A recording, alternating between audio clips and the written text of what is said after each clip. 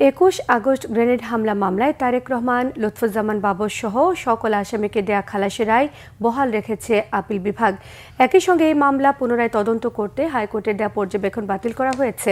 প্রধান বিচারপতি নেতৃত্বাধীন আপিল বিভাগের বেঞ্চ বৃহস্পতিবার এই রায় ঘোষণা করেন। 21 আগস্ট গ্রেনেড হামলা মামলায় তারেক রহমান, লুৎফুজ্জামান বাবর সহ সকল বিবাদীকে দেয়া খালাসের রায় বহাল রেখেছে আপিল বিভাগ। প্রধান বিচারপতি ডক্টর সৈয়দ রেফাত আহমেদের নেতৃত্বাধীন 6 সদস্যের বেঞ্চ বৃহস্পতিবার এই রায় ঘোষণা করে। গত 1 ডিসেম্বর 21 আগস্ট গ্রেনেড হামলার ঘটনায় হত্যা এবং বিস্ফোরক দ্রব্য আইনের মামলায় বিএনপির ভারপ্রাপ্ত চেয়ারম্যান তারেক রহমান সহ সকল বিবাদীকে খালাস দিয়েছিল হাইকোর্ট। এই রায়ের বিরুদ্ধে আপিল করে রাষ্ট্রপক্ষ 2004 সালের 21 আগস্ট বঙ্গবন্ধু অ্যাভিনিউয়ে তৎকালীন বিরোধী দলীয় নেত্রী শেখ হাসিনার সমাবেশে গ্রেনেড হামলায় আওয়ামী লীগের 24 নেতাকর্মী নিহত হন। 2018 সালে বিচারিক আদালত দুটি মামলারই রায় দেন।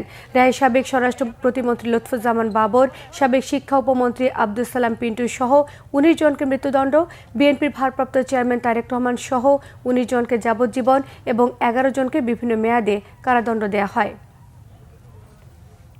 রাষ্ট্র কর্তৃক আনিত সমস্ত আপিল এবং যে সমস্ত পিটিশন ছিল সবগুলো ডিসমিস হয়েছে, অর্থাৎ হাইকোর্ট বিভাগের যেই রায়, খালাসের যে রায়, সেটা বহাল আছে। রায়ে প্রমাণিত হয়েছে জনাব তারেক রহমান সাহেব, বিএনপির ভারপ্রাপ্ত চেয়ারম্যান, তিনি ন্যায় বিচার পেয়েছেন। শেখ হাসিনা ওয়াজেদ তার রাজনৈতিক উদ্দেশ্যে ব্যক্তিগত জিঘাংসা থেকে জনাব তারেক রহমান সাহেবকে অন্যায়ভাবে এই মামলায় অন্তর্ভুক্ত করেছিলেন।